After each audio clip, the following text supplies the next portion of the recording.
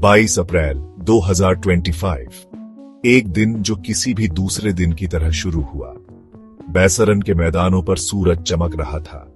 पर्यटक पहलगाम की लुभावनी सुंदरता का आनंद ले रहे थे। घाटी में हंसी गूंज रही थी। फिर सब कुछ बदल गया। गोलियां, चीखें, जन्नत पर आतंक छा गया। घने जंगल से कुछ आतंकवादी, उनके चेहरे ढके हुए, बाहर आए। उन्होंने बेखबर पर्यटकों पर अंधाधुंध गोलियां चलाई। ऑटोमेटिक राइफलें गरजी। हरी घास पर मासूमों का खून बह गया। शांत स्वर्ग एक कत्लगाह बन गया। सुखद शांति टूट गई। खुशी के एक दिन के लिए बाहर निकले परिवार बिखर गए। हिंसा की एक झलक में जाने चली गई। हमले की खबर फैलते ही दुनिया ने दहशत से देखा। यह नफरत और असहिष्णुता की मानवीय कीमत का एक कठोर अनुस्मारक था। पीड़ितों में एक स्थानीय गाइड सैयद हुसैन शाह भी थे। वह अपनी गर्मजोशी भरी मुस्कान और अपनी मातृभूमि के प्रति प्रेम के लिए जाने जाते थे। वे दुनिया के साथ कश्मीर की सुंदरता साझा करते हुए मर गए। अपने हनीमून पर एक युवा जोड़ा था। उनके सपने गोलियों से टूट गए।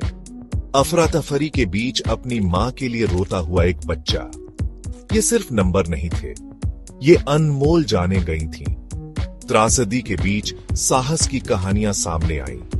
एक युवती ने अपने बच्चे को बचाने के लिए अपने शरीर का इस्तेमाल ढाल के रूप में किया। एक डॉक्टर घायल होने के बावजूद घायलों का इलाज करता रहा।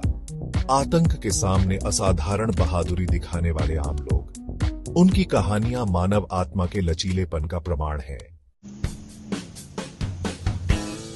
दुनिया ने सदमे और निंदा के साथ प्रतिक्रिया व्यक्त की।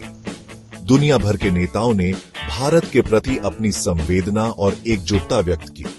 वॉशिंगटन से लेकर मॉस्को तक, बीजिंग से लेकर लंदन तक हमले की बर्बरता के खिलाफ एक स्वर था। दुख की घड़ी में अंतर्राष्ट्रीय समुदाय भारत के साथ खड़ा था। बाद में पहलगाम का समुदाय एक साथ आया। स्थानीय लोगों, पहले प्रतिक्रिया देने वालों और स्वयंसेवकों ने पीड़ितों की मदद करने के लिए अथक प्रयास किया। उन्होंने जरूरतमंद लोगों के लिए अपने घर और दिल खोल दिए। एकता और करुणा की भावना अंधेरे में चमक उठी।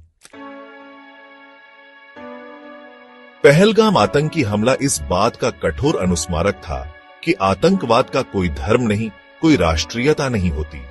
यह एक ऐसा खतरा है जो हम सभी को प्रभावित करता है। लेकिन इस त्रासदी की राख से हमें शांति के प्रति नए सिरे से प्रतिबद्धता के साथ उठना चाहिए। हमें नफरत और असहिष्णुता की ताकतों के खिलाफ एक साथ खड़ा होना चाहिए। आगे का रास्ता आसान नहीं है, इस हमले के निशान रहेंगे, लेकिन मानव आत्मा अदम्य है। कश्मीर के लोगों ने विपरीत परिस्थितियों में उल्लेखनीय लचीलापन दिखाया है। वे अपने जीवन और अपने समुदाय का पुनर्निर्माण करेंगे। आइए हम नफरत के ऊपर शांति, हिंसा के ऊपर बातचीत को चुनकर पीड़ितों की स्मृति का सम्मान करें। इस त्रासदी को एकता का आह्वान बनने दें, एक अनुस्मारक कि हम सभी जुड़े हुए हैं। हमें एक ऐसे विश्व के निर्माण के लिए मिलकर काम करना चाहिए जो भय से मुक्त हो, जहां हर मानव जीवन को संजोया जाए।